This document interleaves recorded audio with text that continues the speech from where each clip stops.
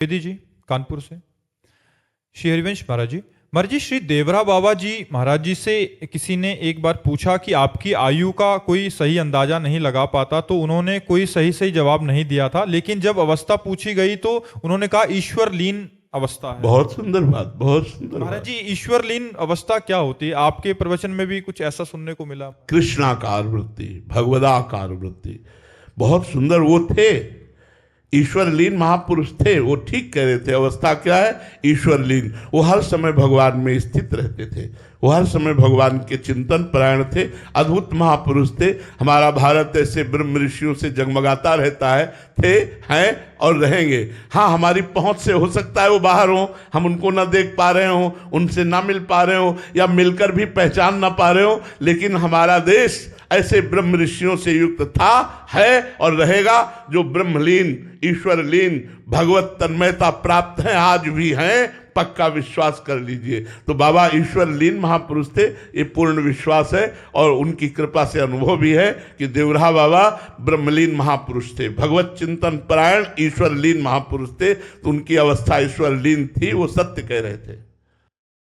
ज्योत्सना जी बेंगलोर से।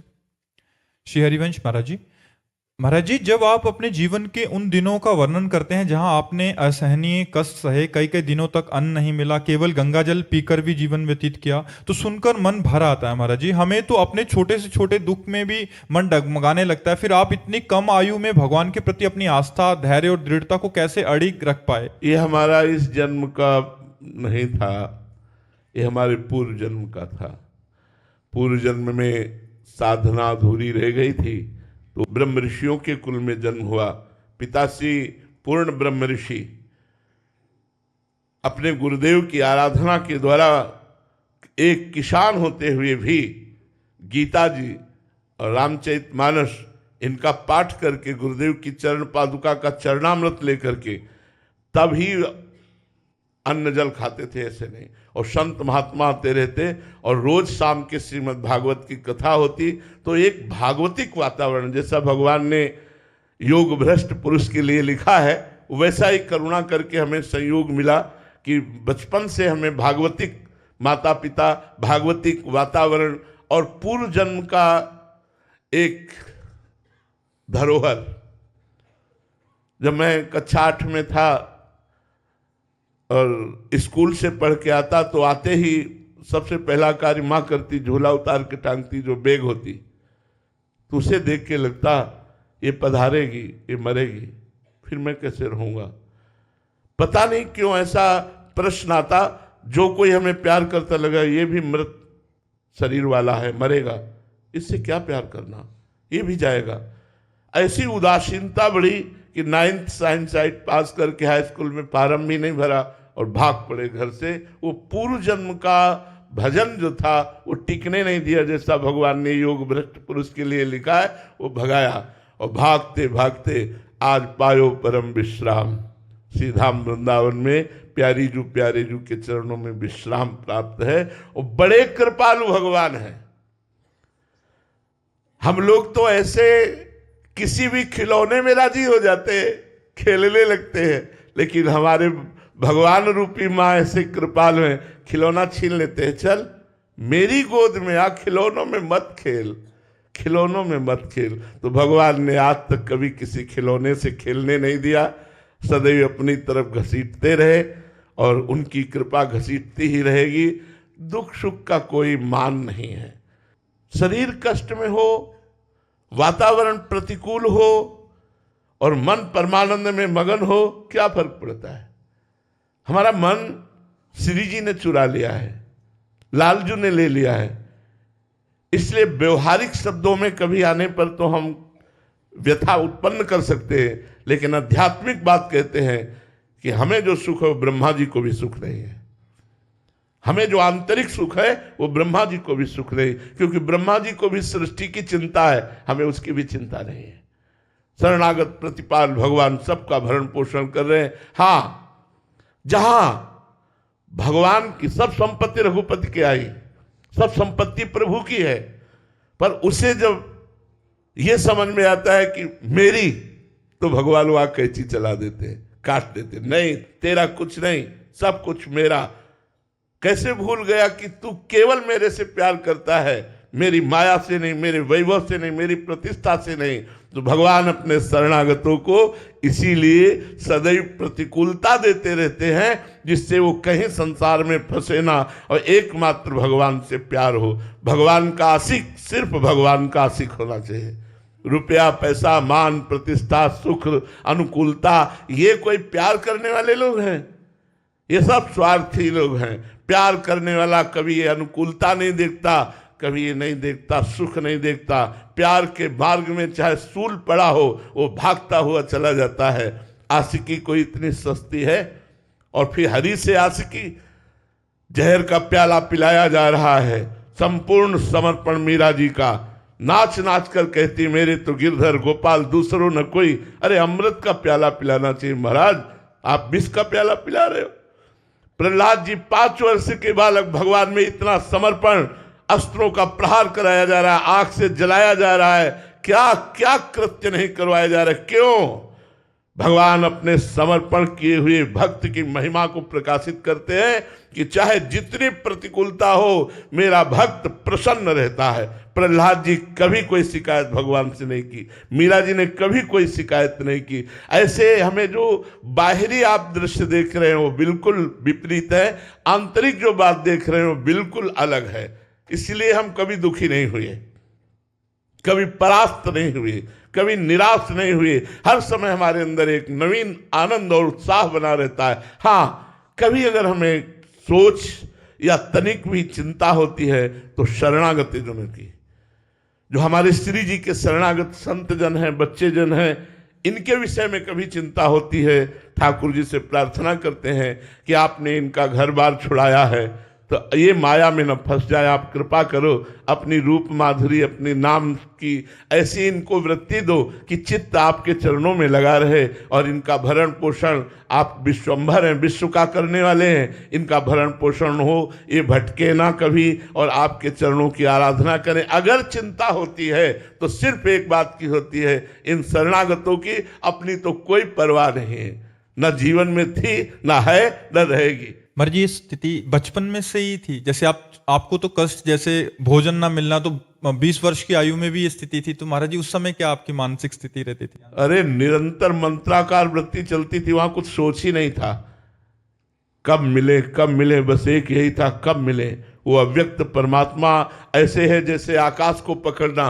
एक बौना आकाश को कैसे पकड़ सकता है? मैं कैसे आपको प्राप्त कर सकता हूं? प्राप्ति की लगन के आगे सब कुछ भूल गया। खान पान ये सब कुछ असर नहीं करता था। कई कई दिन भोजन न मिलने पर भी हमें कभी उत्साहहीनता नहीं आई। हर भक्त के जीवन में महाराज जी प्रतिकूलता की अवस्था आएगी? आएगी। मटकी तभी आकार धारण करती है जब कुम्हार को मिट्टी समर्पित हो जाती है, फिर कुम्हार उसे कूटता है। एक भी रेशा अगर रह गया मिट्टी में तो वहीं से मटकी रिसेगी, वहीं से पानी निकलेगा। एक भी रेशा नहीं रहना चाहिए। कूट कूट करके उसे पाउडर कर देता है, फिर भी चैन नहीं हुआ, पानी डाल के उसे पैरों से रौंदता है, फिर भी चैन नहीं हुआ, चाक में चढ़ाकर उसे आकार देता है। आकार देने के बाद सूर्य के ताप में तपाता है, इतने पे भी चैन नहीं हुआ, फिर आवे पे पकाता है, और जब पका देता है तो बाजार में बजा के दिखाता है कि ये मटकी है, इसमें आप रस रख सकते हो, अब ये टपकेगी नहीं। ऐसे ही भगवान अपने भक्त को तपा करके इतना मजबूत कर देते हैं कि मान अपमान, सुख दुख, लाभ हानि इनकी कोई परवाह नहीं, और वो संसार के विकारों पर विजय प्राप्त करके परमानंद में निमग्न हो जाता है। भगवान एक कृपा करते हैं जो प्रतिकूलता देते हैं। अगर अनुकूलता, पक्की बात कह रहा हूं, अनुकूलता दे तो भक्ति में निखार आ ही नहीं सकता।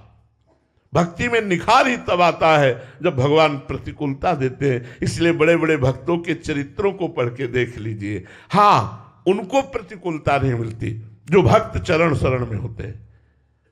ये भी बात समझ लो, जो डायरेक्ट भगवान की शरण में है उनको तो हो, और जो भगवान के भक्तों की शरण में है वो तो ऐसे है जैसे नौका खेने वाला परिश्रम कर रहा है, लेकिन बैठने वाला आराम से तरंगों की शोभा देखते हुए जल की पार हो जाता है, जल की धारा को पार हो जाता है।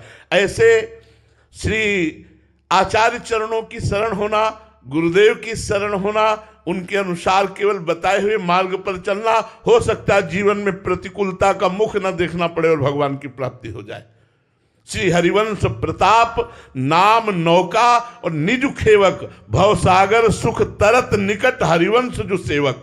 सेवक जी महाराज कह रहे सुख पूर्वक भवसागर तर जाएगा। हो सकता है पूरे जीवन में प्रतिकूलता देखने को न मिले उसको जो भक्त की शरण में है, लेकिन जो भगवान की शरण में है तो भगवान उसे इतना मजबूत बनाते हैं। मम भक्ति युक्तो भुवनम पुनात, लोक के लोक को भगवत प्राप्ति करा सके, इसलिए भगवान अपने भक्त को मजबूत बनाते हैं।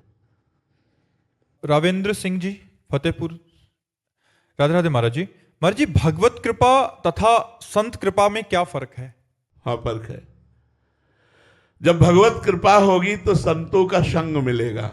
अब मोहि भाव रोष हनुमंता, बिनु हरि कृपा मिले नहीं संता। जब भगवान आप पर कृपा करेंगे तो संतों का संग मिलेगा, और जब संतों के संग का रंग चढ़ेगा और संत कृपा करेंगे तो भगवान मिल जाएंगे।